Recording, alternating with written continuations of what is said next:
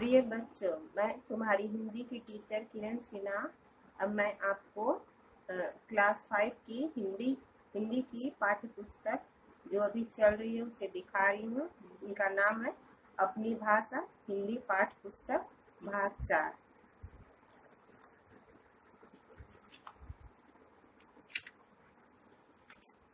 अब मैं तुम्हें पाठ दिखा रही हूँ।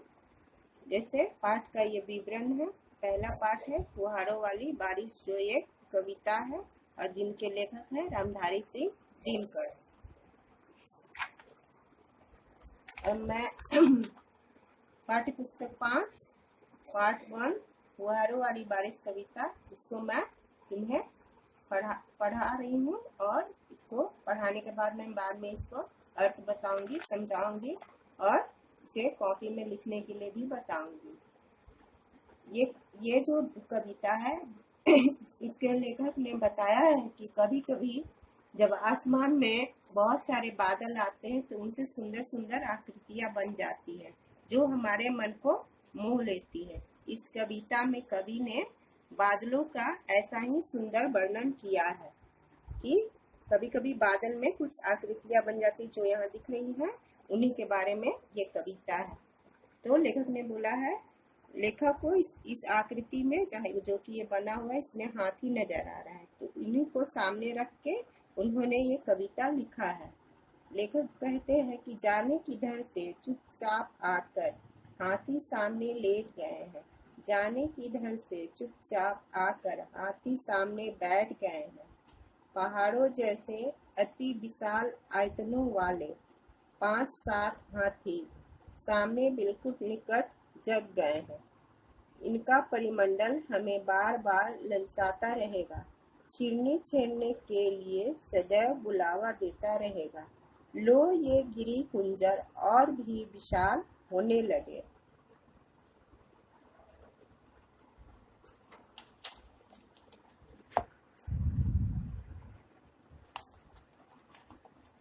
लो ये दूर हट गए, लो ये और भी पास आ रहे, लो इनका लीलाधारी रूप और भी फैलता जा रहा। लेकिन ये गुमसुम क्यों है? अरे इन्होंने तो ढक लिया अपने आप को हल्की पतली पारदर्शी चादरों से, झीने झीने लुंज बनावट वाली वो मटमैली ओढ़नी बादलों को ढक लेगी। अब पहाड़ों वाली बारिश होगी, बड़ी बड़ी बूंदे तो यह शायद कल बरसेंगे, शायद परसों, शायद हफ्ता बाद। यह शब्दार्थ है। अब मैं इस कविता का अर्थ तुम्हें बताती हूँ और दिखाती भी हूँ। ये क्लास 5 हिंदी पार्ट 1। पाठ का नाम फुहारों वाली बारिश, लेखक का नाम रामधारी सिंह दिनकर। पाठ का सारांश। ये बच्चों आप अपने पुराने कॉपी में क्लास 4 के बच्चों जो अभी 5 में गए हैं, इन्हें अपने पुराने कॉपी में आप इन्हें लिख सकती हैं। पाठ का सारांश। कई बार हमने देखा है कि जब घूमर कर बादल आते हैं तो उनसे आसमान में कई आकृतियां बन जाती हैं जो हमारा मन मोह लेती हैं। इस कविता में भी कवि ने बादलों का ऐसा ही सुंदर वर्णन करते हुए कहा है कि आसमान में जाने कहां से आकर हाथी के समान सुंदर आकृतियां मीन्स दिखने में जो लगे कि वो हाथी है, चुपचाप बैठ गई है। पहाड़ के समान बड़े बड़े 5-7 हाथी बिल्कुल पास आकर जग गए हैं।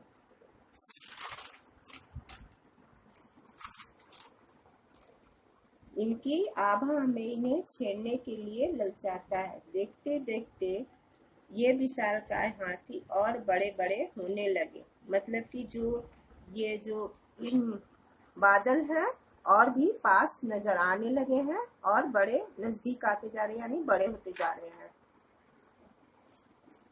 ये कभी दूर तो कभी पास नजर आते हैं। इनका विभिन्न रूपों वाला आकृति और बड़ा होता जा रहा है। पर ये इतने उदास क्यों लग रहे हैं? बादल हमें देखने में उदास लग रहे हैं, पर ये इतने उदास क्यों लग रहे हैं?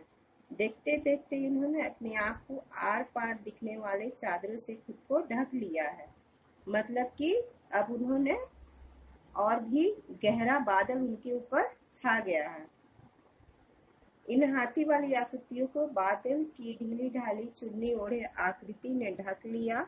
अब हल्की हल्की बारिश होगी, बड़ी बड़ी बूंदों वाली बारिश तो शायद कल परसों या हफ्तों बाद होगी। मतलब कहने का मतलब ये है कि ये हल्की हल्की बारिश होगी, फुहारों वाली, ज्यादा नहीं होगी। ये कुछ शब्दार्थ हैं, जैसे विशाल, बहुत बड़े, गुमसुम, उदास, निकट, पास, समीप, लुंज, ढीली ढाली, गिरी, पहाड़, पर्वत, कुंजर, हाथी।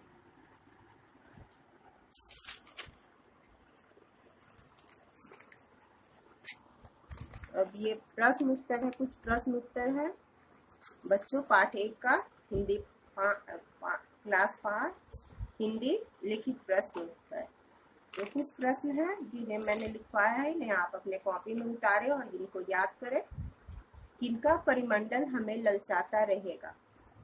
विशाल आयतनों वाले 5-7 हाथियों की आकृतियां जो हमारे बिल्कुल निकट आती दिख रही हैं, इनका परिमंडल हमें ललचाता रहेगा। दूसरा प्रश्न है, कौन गुमसुम बैठा है और क्यों? तो उत्तर है, हाथी गुमसुम बैठा है क्योंकि अभी तक बरसने वाली बादलों ने इन्हें नहीं ढका है।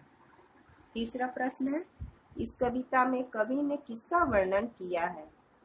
तो इस कविता में कवि ने सुंदर आकृतियों वाले बादलों का वर्णन किया है। आज बस इतना ही, आगे फिर मैं आपको फिर बताऊंगी, आप इन्हें करें। और आज के लिए बस इतना ही।